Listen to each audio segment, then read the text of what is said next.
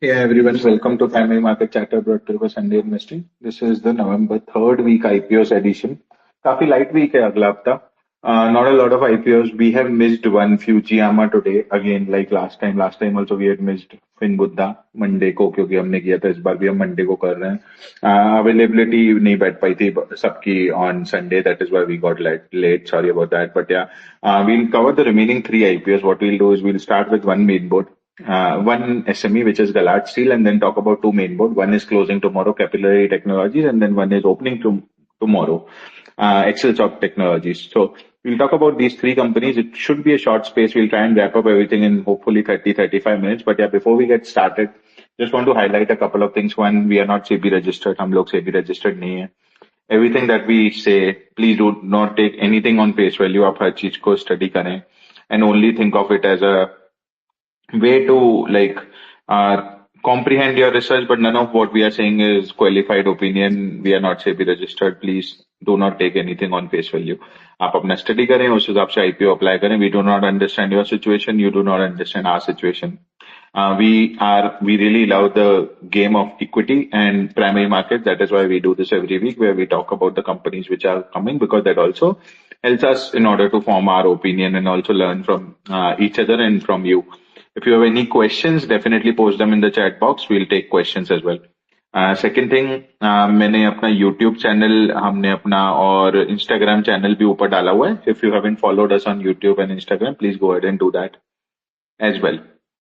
With that, let me probably set up the first SME IPO which we'll be talking about. It's called Gallard Steel.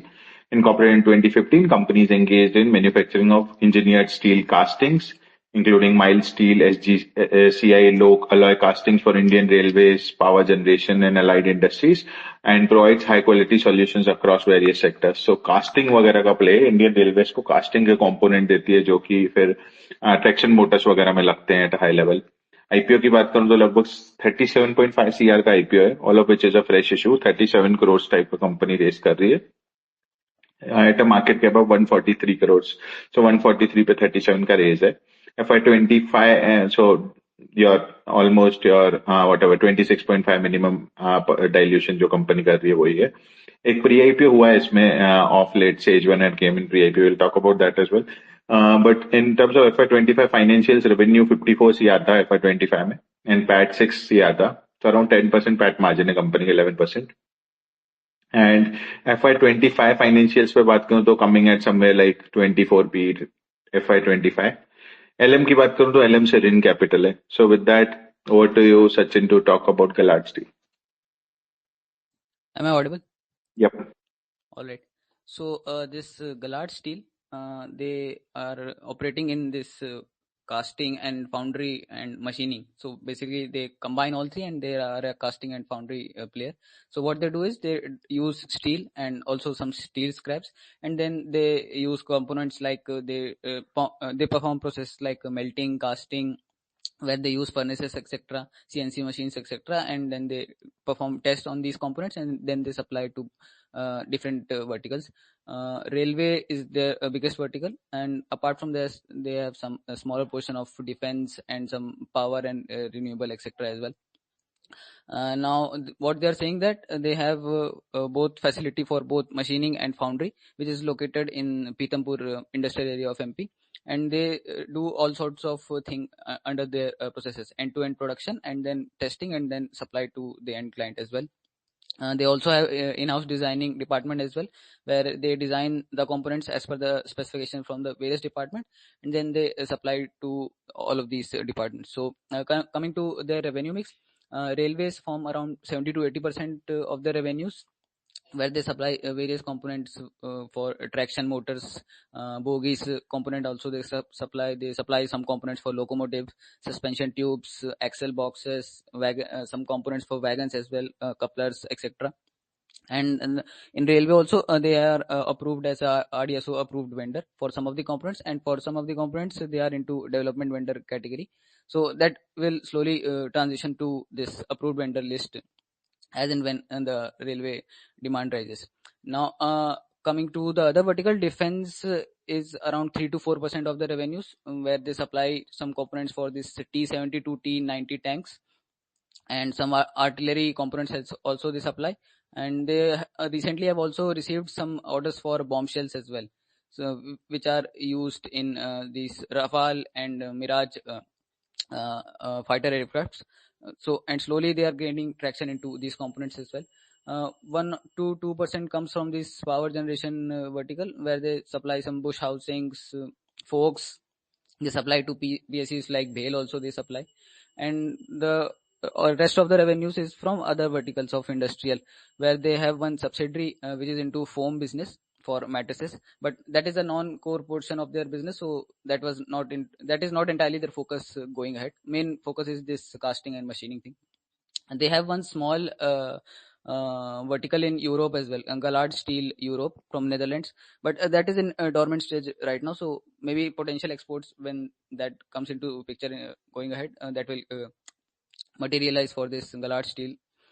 They have a order book also, and from this order book as well, around 60 to 70% is for railways only, in line to what their current revenues are. For defense, they are saying that we would do around 10 to 12 CR this year from previous FY25. Now coming to their financials, in FY23 they did around 21 CR of revenues with 9% EBITDA.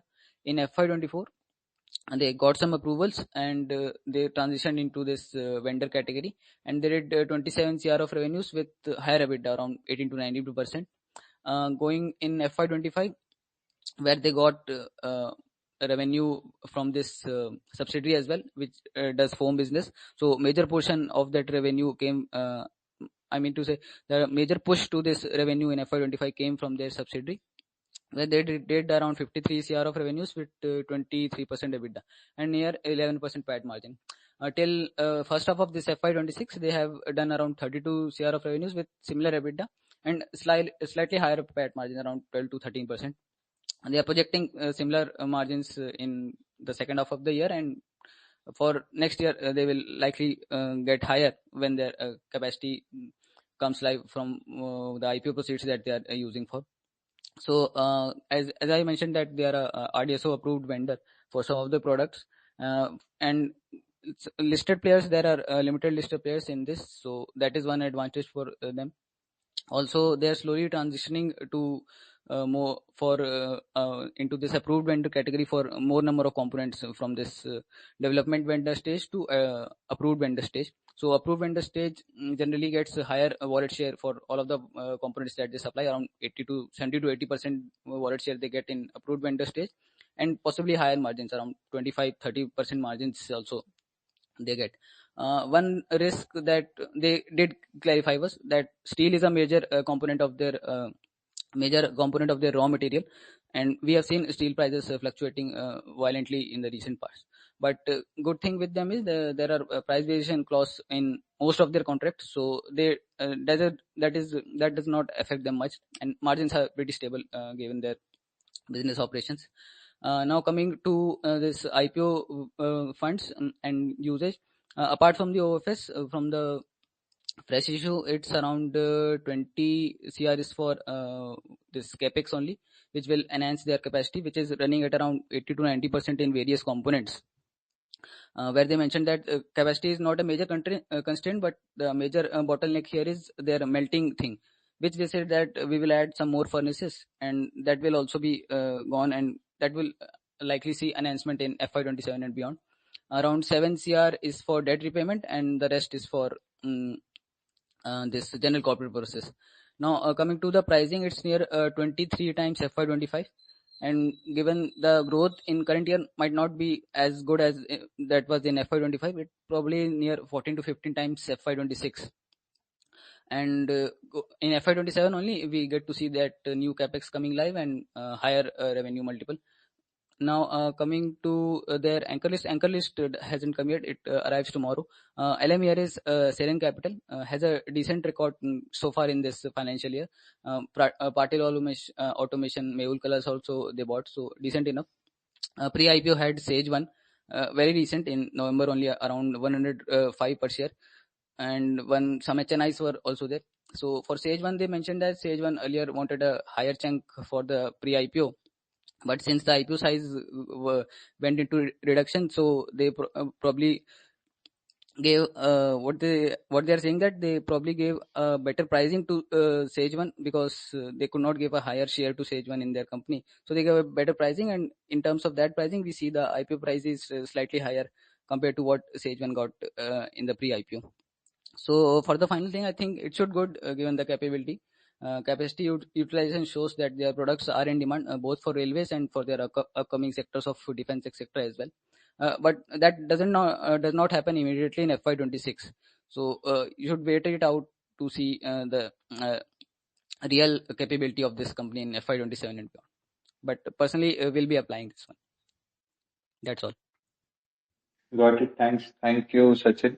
The question है इस पे ये like what is the 2080 like ये पहले क्या product बनाते थे और अब क्या बनाने लगेंगे like how will the because I was listening कि margin profile थोड़ा सा improve होगा right शायद क्योंकि Right. कुछ तो capability इनकी up the value chain चले जाएंगे ऐसा कुछ उसको एक बार आप थोड़ा समझा दो please. 2080 में क्या है कि जब as they make their products, जब ये वो प्रोडक्ट बनाते हैं, like we take an example for railways, तो first they are registered into this development vendor category. So development vendor में क्या है कि only 20% allocation of the overall demand is allocated to this development vendor category. So the volume is there less, is the volume वहाँ पे कम है, तो generally जो margin उसमें जो उनको दिखती हैं वो कम ही मिलती हैं. आप जब वो डेवलपमेंट वेंडर से अप्रूव्ड वेंडर की स्टेज में जाते हैं, so that 80% block is open for them, where they can supply more volumes, and when more volumes comes in, their margins are typically better than what they get earlier. So that is that 2080 ratio. Got it. So although your revenue might still remain low, your margins can improve, right? Because of Right, this. right. But like more of this, like I was seeing there will like there are enough casting players already listed, none of them get a very high fee, right? यहाँ पे मोट वाला angle है क्या कि भाई तुमको liaisoning करनी पड़ेगी आरडीएसओ में और अप्रूवल के लिए it's not easy so time लगता है तो इसलिए इसको शायद उसकी वजह से थोड़ा हाई फी मिले is that Yes, one of the reason that is one angle. Like Neetu Yusho में हमने देखा था, they have that RDSO mode with them, and they also had this higher margins. अब उनका margin का case अलग था, that was some because of some tax purpose. But जब तक नीतू योशी की वो न्यूज नहीं आई थी that their capex is delayed and they are moving somewhere else, it was decent enough and it was trading at decent valuations only. So that similar thing should play out here as well. Got it. Got it. That's helpful. Thank you. Thank you for explaining. I'll also be applying to this issue. I don't see a lot of harm, especially because I know कि Sage One is there, so that's also slightly comforting. Although slightly sad that उनका price बहुत ही नीचे, like they are 30% lower in terms of like their like the pre-IPO price. So, but we'll be applying and then long-term story is not sure how much I'll want to hold on for long. But we'll be applying and then we'll see. Plus, anyways, ये एक ही IPO है, so there's not much to do either way. So, with that, we have kind of closed the first company, which is Gallard Steel, and now we'll move forward and talk about the second company, which is Capillary Technologies. Before I actually set up Capillary, just want to highlight again, if you have any questions, please put them in the chat box. Other than that, आप हमें YouTube पे and इस पे please do follow us as well on Instagram. With that, let me set up Capillary Technologies, incorporated in 2008. Company is a leading Indian SaaS company that specializes in customer loyalty and engagement solutions and offers a comprehensive suite of products that helps brand understand and engage their customers more effectively. So basically loyalty में कुछ कुछ products हैं इनके जो loyalty हम देखते हैं वो लॉयल्टी प्रोग्राम्स वगैरह आई don't know how what is the current setup but I do remember earlier back in the day ये रिटेल शॉप्स पे एसएमएस भेजते थे कि आप यहाँ पे हो तो आप बाटा से ये शॉप खरीद लो तो 20% डिस्काउंट मिलेगा आपको something like that and then they get some commission from when that sales actually happens I don't know what the current model is but they are majorly a loyalty SaaS player would want to understand how they have priced the IPO and what is the it's an old company it was incorporated in 2008 so 17-year-old startup in terms of the IPO it's a 880 crore IPO out of which 350 is fresh and 530 का OFS है where your funds who had put in the money in the startup are exiting and market cap जिस पे company आ रही है वो 4,500 crores है so around 500 million पे ला रहे हैं IPO 100 million IPO at 500 million out of which 30-40 million is fresh remaining is OFS FY25 financials की बात करूं तो 611 CR का टॉप लाइन है and 14 crores का bottom line है. And like FY25 में, we'll see it's valued at somewhere around 6 times sales. PAT की तो like this is also Lenskart competitor with 300 का PE, but ये इसमें इतना हल्ला गुल्ला नहीं हुआ है कि इसका 300 का PE क्यों है. In terms of LM, the LM is JM, IAFL and Nomura. So with that, over to you, Rohit, to talk about Capillary Technologies. I think people are seeing Lenskart up 10% from IPO price and everything has been forgotten.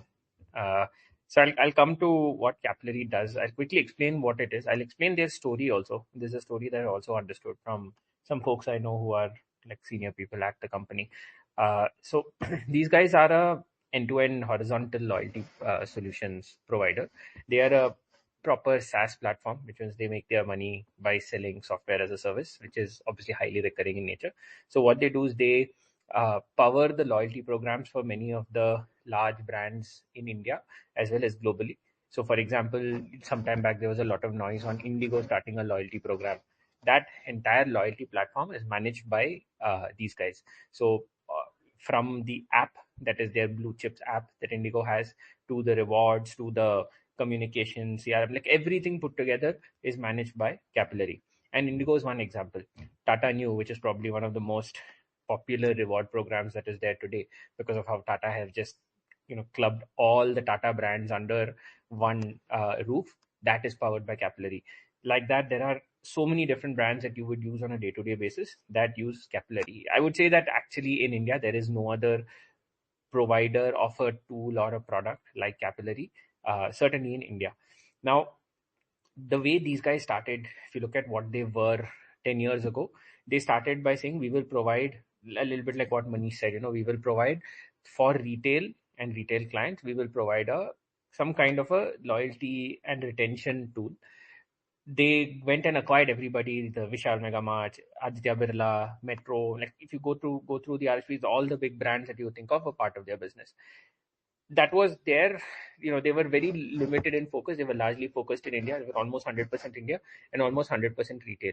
Obviously, COVID came and everything had to change and they had to rethink everything. So what they did then is what I think we should look at this business as. They've completely shifted their thinking in two ways. One is they said they can't just be India focused or India and this region focused. They said we have to go global. And the second thing is they said we will go into all these other verticals, not just retail.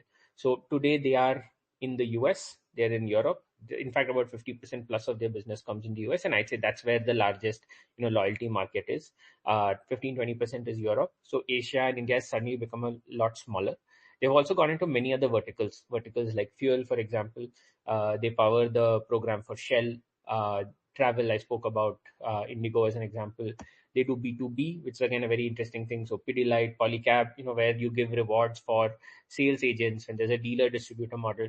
So the core of the product is same. It's still a loyalty and rewards program, but when you give a B2C loyalty program where there's a card and there are points, versus when you give a B2B loyalty program where there is a distributor dealer, there are targets that have to be met in order to get the reward. So the core product is the same, but every vertical and every segment, whether it's B2C, B2B, has some changes in the product, which is what these guys do.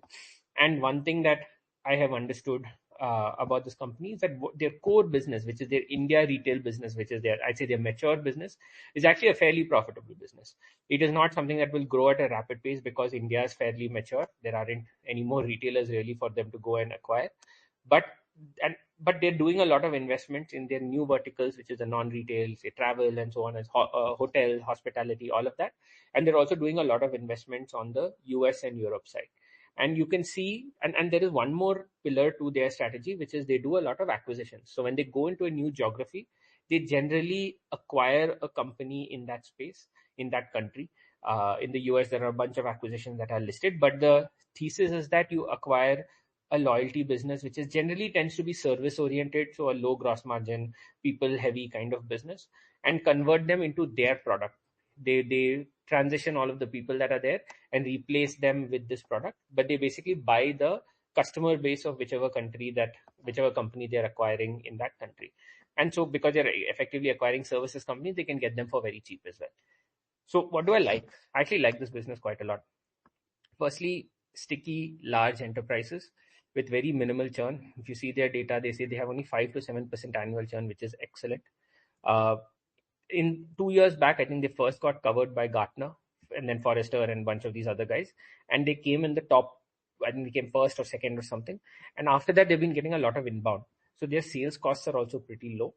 They're very, very high revenue retention, which means if you have 100 rupees of revenue in the previous year, how much revenue do you get from the same client the next year? And that number is consistently around 115%, which means that if I generate 100 rupees revenue or 100 crore this year, next year without doing anything or with very minimal work, I will do 115 crore, because my current clients itself will grow and there'll be some cross sell and some general increase in the amount you're able to charge, and your 100 becomes 115 just like that.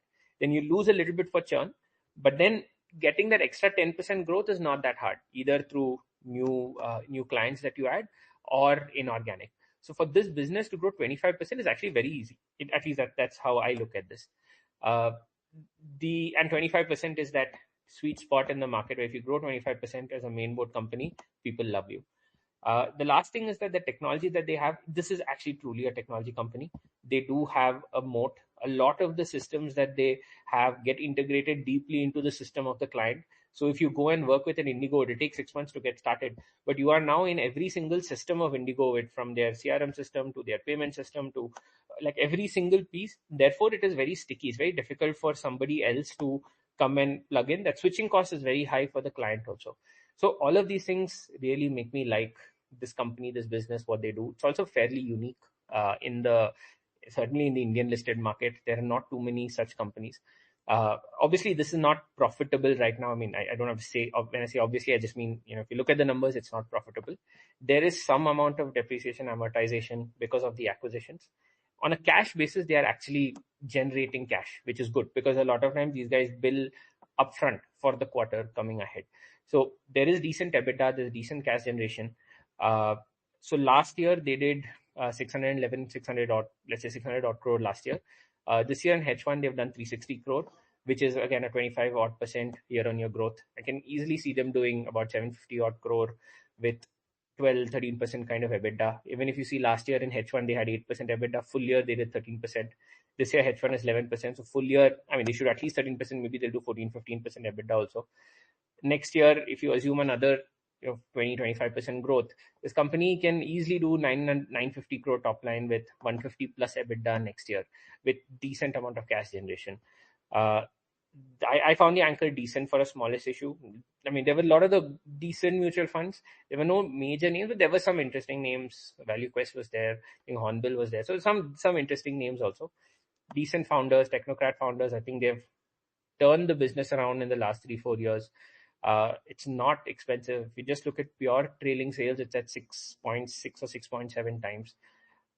Generally in India and globally, SaaS companies, globally itself, SaaS companies trades at between 6 to 10 times sales. And I'm talking about true SaaS sales. In India, you have Affle, which is a decent example, which is at 10 times. Unicommerce is at 10 times sales. Zinka is at 20 times sales. I mean, that's a unique case, but in general, 10x is a good benchmark, and this is at 6.7 times. I've seen someone compare this with Zaggle at 3 times sales, 3.5 times, which is a pathetic comparison. When Zaggle, a lot of their business comes from interchange income. So that's not a good comparison to say Zaggle is at 3.5 times sales. So this company, I think, actually is coming very cheap. There is a lot of strengths. I think as you keep this for 1 or 2 more quarters, they've reached that point where you can see operating leverage. If you see their numbers over the last 3-4 years, there's very, very clear operating leverage. So I actually think this is a very, very decent bet. Like, I intend to go all in on this tomorrow. Let's see. I generally like these kind of companies, a very unique business. No other peers in this market. Investors should lap this up. That's my gut view. Got it. Thank you. Thank you, Rohit, for that. It seems that the current subscription doesn't agree with you. The strong momentum that you have portrayed for the company. And again, we were discussing, right? I also have biases against the company. Because again, this is a company which hasn't worked, at least in the last avatar of its, right? Like, I don't know about the current avatar and how tangible it is. Again, the question comes back to like how are companies able to just uh, get their DNA changed in 2 years, 3 years before the IPO, but again, maybe after COVID when they reinvented, So things changed. forced, most companies had to do that. The ones that didn't died, the ones that did survived. So it Got was it. So it can you yeah, help me with a bit more question? I have used Indigo's blue chip program. right. So what part of it do they manage, and why can't Indigo do it themselves? Like, how do I look at it as a like? What is the SaaS core offering? So it is everything. It is from the app that is built, tied into all of their systems, the customer data, the customer insight that they would analyze and say, okay, for this guy, this is what you have to give. This is how you, this is the offer that you have to give. For example, there's a communication you have to give to the internal payment, So tied is it into like the an payments and the analytics points and the company? rewards. Sorry. Is it like an analytics company, like a No, no, Fractal or no, no, something? not an analytics company. It is a pure product company, pure product. Someone has to manage it, right? Someone has to manage the points. Someone has to manage the conversion of the points to a payment, for example. Like all of that, someone has to build. It just doesn't happen by itself. And Indigo is never going to do it. Like forget any retail, any old age company is never going to build an iota of software. So they have to use a third party for all of this. There is no real competitor to this company in India. So any Indian company uses these guys only, and they obviously will have some global competition, but they But I'm seem to assuming be that app is not difficult to build, right? Like, what am yeah, I yeah. missing? Like, That is like that is a very simplification of what any soft. That's like saying Unicommerce builds an e-commerce yeah, tool. yeah, I got it, got Like it. it is Hmm. extremely complex. It is not straightforward. Like building these kind of tech products takes a lot of time. There's very limited. There's no question of a client building this themselves. It is just whether they are able to generate enough value to keep the client to continue to use their product, which is what they seem to be doing, because their average tenure of a client is like 6 years or something. Like some of their old clients, Vishal and all, has been with them for 14 years. So it's clearly some value. And a lot of their growth is new. So a lot of the new clients are just 3 years old, 2 years old, 4 years old. So despite that, having such a large average client listing is very strong. And they barely have any churn. For a SaaS company, the churn is very strong. So I mean, I found this to be like really best in class across whatever SaaS companies I've seen. Their metrics are all really good. It would be nice if their operating leverage kicked in a bit earlier. So, for example, Unicommerce is a 200 crore revenue company, 170, 180 crore, and it is profitable. Whereas these guys are a 600 crore revenue company and only now profitable. So their explanation is that they're investing in the new verticals. Their business is not just one business. It is a business that sells in the US, which is different, in Europe, which is different. It sells to travel, which is different. It sells to B2B companies, which is different. And it sells to retail. And retail is profitable. Their core original business. So that is the thesis that you have to buy. But from what I understand, they do, like I know their CTO, and I understand what they are spending on in terms of investing in their technology. So I get what they're doing. I'm sure other big investors will also make an effort to understand whether that profitability is real, not real. But to me, the trend is very clear that they are getting more and more profitable. So for me, I'm not concerned about that. Got it. Perfect. Thank you for your review. Let's see what happens tomorrow. And basis that we'll take a call. But yeah, with that, we'll kind of move forward and talk about the third company very quickly. Now, the third company we'll discuss is Excelsoft Technologies. Founded in 2000, company is a global vertical SaaS company. Again, a SaaS company specializing in learning and assessment market. The company provides AI-powered applications, test and assessment platforms, online proctoring solutions, learning experience platforms, student success platforms, and digital ebook platforms. So it seems like LMS है, learning management software provide करता है again SaaS में. You'll have to see कि कितना top line है, कितना bottom line है, कितना repeat होता है. All of those SaaS verticals with that you'll look at. And again, this is also coming at like, we'll come back to the valuation. In terms of the IPO, it's a 500 crore IPO, 180 crore fresh है. 320 crore OFS है. Very similar to your Capillary itself, this company also. This company is coming at a market cap of 1380 crores. 1380 crore का market cap पे आ रहा है. So dilution ज़्यादा है, like dilution is not your bare minimum. I think it's 30-35% getting diluted.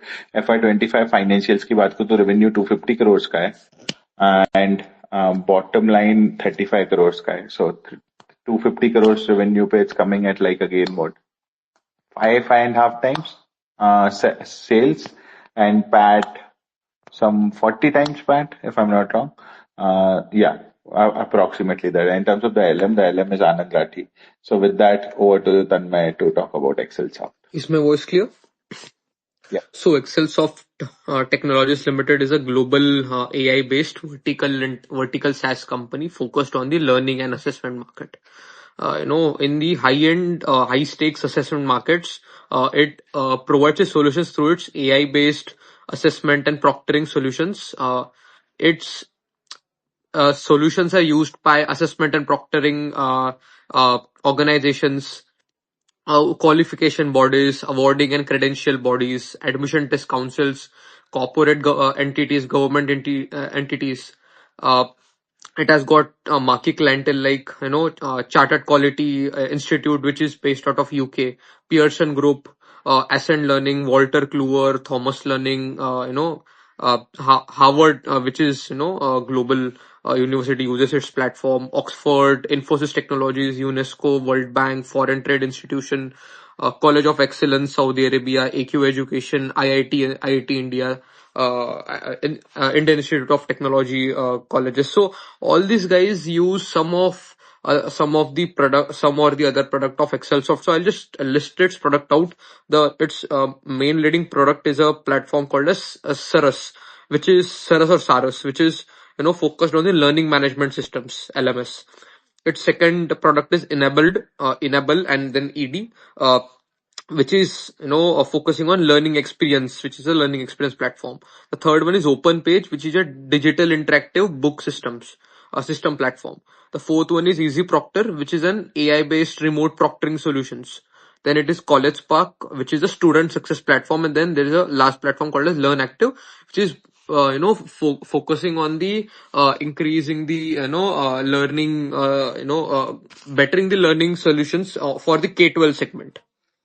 So, all of these products are based on, are designed for various, natural language processing, NLP, which is popularly called as LLMs, learning models. So now coming on the IPO size, it is raising somewhat around 500 crores, out of which 180 crores is a fresh issue and 320 crores is an offer for sale. From the fresh issue, 62 crores have been kept for a new facility in Mysore, which is going to put a new facility where the company is going to put in a R&D center, and there would be more sitting capacity and higher office infrastructure. The company is spending 40 crores towards capex for upgradation of existing IT products and electrical automation and all that stuff. 55 crores have been kept for upgradation of IT infrastructure and softwares, and 23 crores is for GCP. Now coming on the financials, completed a revenue of 198 crores in FY23, 68 crore ka EBITDA and 22.4 crore ka PAT. So, very strong EBITDA margins, somewhat around 30 to 33%. Talking on the gross margins, 23, 24, 25 ka average gross margin was 62%, which is very good. And also I'll be mentioning the cash generation. FY23 में 198 crore के top line पे 55.6 crore का cash generation था. So this is cash flow, cash generated from operating activities. FY24, the revenue jumped by just 2% to 201 crores. EBITDA dropped from 68 to 55 and PAT dropped from 22 to 12.75. So इन्होंने ये बोला है कि हमारा FY24 में एक one time ESOP cost है, which was somewhat around 20 crores, that hit those margins, but the margins which were earlier should continue in the future, which have bounced back in FY25. So the top line increased by 18.5% to 249 crores. EBITDA came at 73.3 crores and PAT at 35 crores. So somewhat around 31% EBITDA margin, and cash generation was at 53 crores. Q1, 60 crores का top line, 10 crore का EBITDA, 6 का PAT. So one might say कि इनका Q1 में margins गिरा है, but these guys have clearly said in the interview that our expenses are almost, evenly categorized in all 4 quarters, but our revenues and the margins are loaded up in Q3 and Q4. Reason being the Q4 of, our Indian accounting is the Q1 of the, its clientele mostly, which is mostly into UK and US and KSA markets. So these guys put in most of the billing of revenues in the Q1 of their, so it is mostly Q3 and Q4. So इसके बाद ना talking on the valuation 1380 crore के market cap पे आया है. So on P it seems somewhat around 40 times. To look at on look on the EV EBITDA, it is at somewhat around 18 times FY25, which is already accounted. FY26 का very rough estimate say कि this company should do like somewhat around 85 to 90 crore का EBITDA and approx 50 से 55 करोड़ का PAT, which is a very big number. So it is coming at somewhat around 13 and a half times EV EBITDA and somewhat around 24-25 times P on 26, which is very cheap from last 4 years. Even in the COVID, the company has generated cash.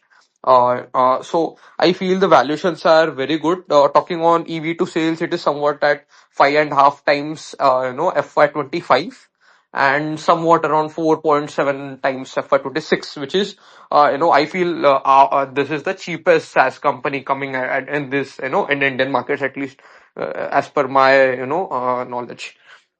A company has got 21 clients whose client relationship is more than 10 years, which is also a good number. Uh, and talking on the, आप अगर इनका history देखो तो there have been 3 private equity funds which have got associated with this company. First one was UTI Ventures way back in 2008, which exited at 55 times returns. मतलब इनको 2 करोड़ डाला था और कुछ 110 या 120 करोड़ निकाला था within 5 years. Then D. Shaw Investments had put in money in 2017 and they exited in 2013 डाला उन्होंने को 2016 में exited. That was around 2.5 times exit. Third one was Arohi Asset Management Singapore, which invested and they also made something 2.5 times their investment and they exited in 2017.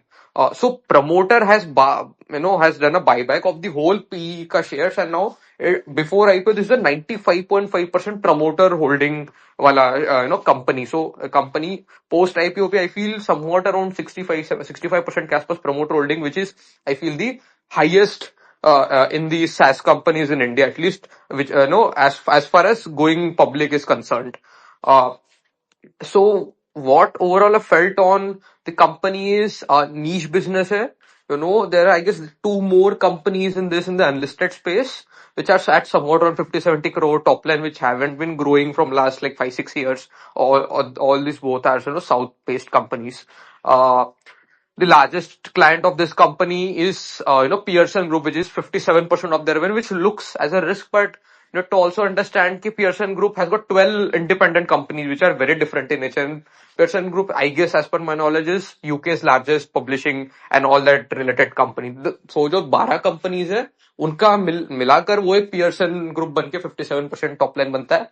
And there is one more, for your knowledge is Pearson had invested in Excelsoft's competitor in 2016. कुछ 30% stake उठाया था.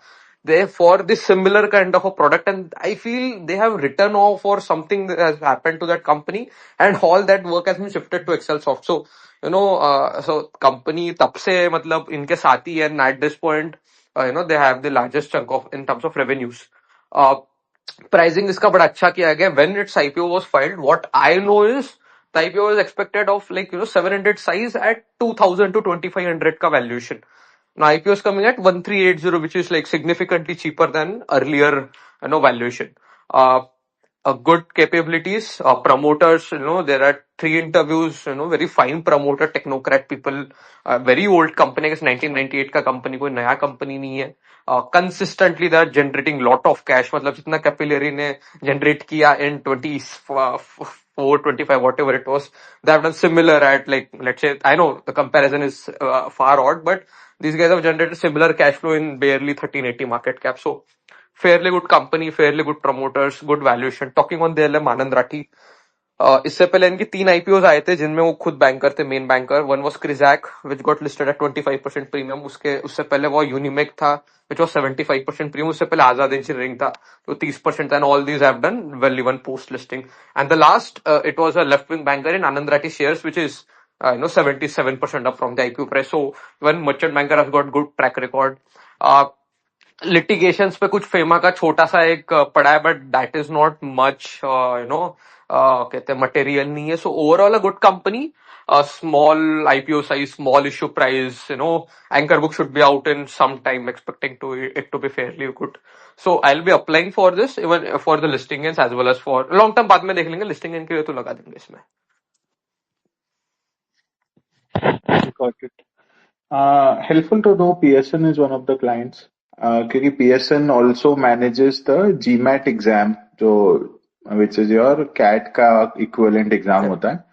So GMAT के जो भी वो उनके courses वगैरह prep होंगे उसमें जो भी LMS चाहिए होगा वो PSN के लिए ये कंपनी प्रोवाइड करती होगी. So definitely it seems high quality and again इनका रेवेन्यू भी फिर रिकरिंग होगा, राइट? SaaS कंपनी तो हर सो साल आता इनका होगा ना उसका minimum revenue. Contract size for 5 years, ठीक है, तो 5 साल तो इनका मीटर घूमता ही रहता है. एंड आपको जो मैंने क्लाइंट्स बताए इसमें बहुत सारे दूसरे क्लाइंट्स भी है, like your finance universities out of the USA but due to some reason they haven't disclosed. But इनके 2017-18 के आर्टिकल्स पढ़े ना पी फंड वाले, उसके अंदर उनके नाम दिए हुए. So technically we can get those all the high quality very popular US universities है. आपकी एसीसीए एग्जाम्स, ये चार्टर्ड, ये इसका एग्जाम आपका ऑडिटिंग का यूके का ACC, all this in back end are done by this. Growth क्यों नहीं है 23 से 24 में? अब 23 ग्रोथ से क्यों 24 नहीं में है का ग्रोथ आंसर नहीं, बट हाँ मार्जिन पे उन्होंने आंसर दिया है. बट आई फील 25 में. अरे यार वो मार्केट ना ग्रोथ नहीं होती तो मार देता. नहीं 25 में एक किया है, तुम 20% किया है. स्टैट्स को देखो उसमें प्रॉब्लम ग्रोथ की आती है यार कई नहीं बार. 25 में तो किया है ना, 25 में तो 20% किया है. So they have went from growth to और कुछ गाइडेंस वगैरह है? How they will grow? Similar जो 25 में किया. Got it. Because first quarter तो 60 ही है, तो अब पता नहीं सीजनल बिजनेस हाँ नहीं सीजनल नहीं है. सो इसका एक्सपेंसेस जो होते हैं ना वो इक्वली लोडेड अप है, बट जो रेवेन्यू है वो Q3 Q4 में आता है. So it should do somewhat around 20-25% growth in 26 also with slight better margin. और क्या है वो इसमें आगे एक्सपेंसेस कुछ नहीं तो बाकी का पूरा बॉटम लाइन में एडअप हो जाएगा. So I feel 26 should be a significantly turn around year for this company. मस्त यार, हर कंपनी जस्ट आईपीओ आते ही बोलती है अब टर्न अराउंड हो जाएगा. But yeah, it seems interesting. Definitely a SaaS play. Maybe Rohit, I know you haven't read the company, but from what you could read, do you think it's also seems like a SaaS company, right? And how do you think market will read it? Is it a IT company? Is it a SaaS play? What is your... Yeah, honestly, I haven't studied it at all, so I don't know. If it is a SaaS company, they should value it like that. If it is like I'll have to study it. Honestly, I have to. I'll tell you one more thing. ये जो सरस है ना, this is an IP led, ठीक है, पूरा patented वगैरह product है इनका, which is from I guess 2013-14. And तब से इन पे पूरे rights है, and they exclusively license this to some of the large institutions. So I feel ऐसा नहीं है कि it is just a service. If you just look at the revenue split, approx 45-55 is the split की services are somewhat around 50%, 50-55% है, and products are 40-45%. It is good to see a Indian company in that product space. Generally अपनी Indian company 90-95% services पे रहती है. So it is good. They have got some kind of a product. Got it. No, yeah, if they have a product that is definitely helpful. Seems like a very interesting play. We'll have to read more about this company and take a call. I know anchor book is today. Let's see how the anchor book comes. Expecting decent anchor book. But yeah, with that, we have covered Excelsoft as well.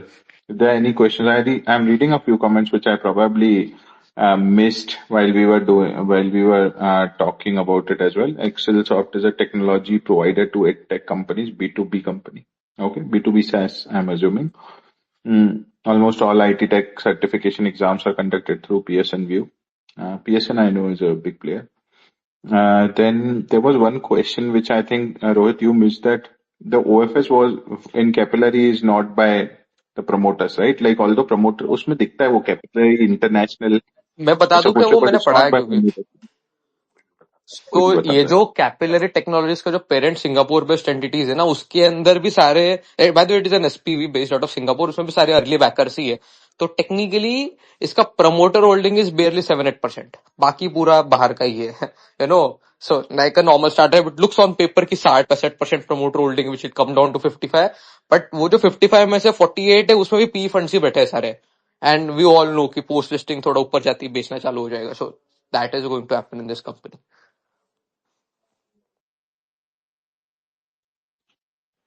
Got it. And also in Excelsoft also the structure is a bit similar with a different, thoda alag hai. Here also 65% promoter, promoter holding is from a SPV called as, Pedanta Technologies. But वो पेडांटा का 90% is owned by the promoter and 10% by his wife. तो technically दोनों का structure same है, but ये Excel soft का जो promoter, वो जो corporate entity that is Holi own Holi own subsidiary of A Holi own entity of the promoter group itself. तो इसमें वैसा कुछ नहीं है। तो post IPO also these guys rule somewhat around 60-65% of the company even after such a large dilution. Got it. Perfect. Yeah, that is with respect to three companies, three interesting companies coming in next week, very different kind of companies. We'll see how they do in the markets. If you haven't followed us on YouTube, go ahead and do that. If you haven't followed us on Instagram, go ahead and do this. We'll continue to come back every week, hopefully every week, and try and review the IPOs from our fundamental perspective. I again want to say we will not be correct most of the times. Let's just go ahead with the assumption and then probably build it up from there. You do your own due diligence. आप अपना दिमाग लगा के उसी हिसाब से companies को evaluate करके decision लें. We do not understand your situation. You do not understand our situation. Hence it is different. But what we do is we try and put in a view unbiased by GMP. And then we take it forward from there. That is with respect to today's episode. It was good. Thank you so much everyone for joining, all 400 people. We'll see you again next week. Bye. Thanks everyone.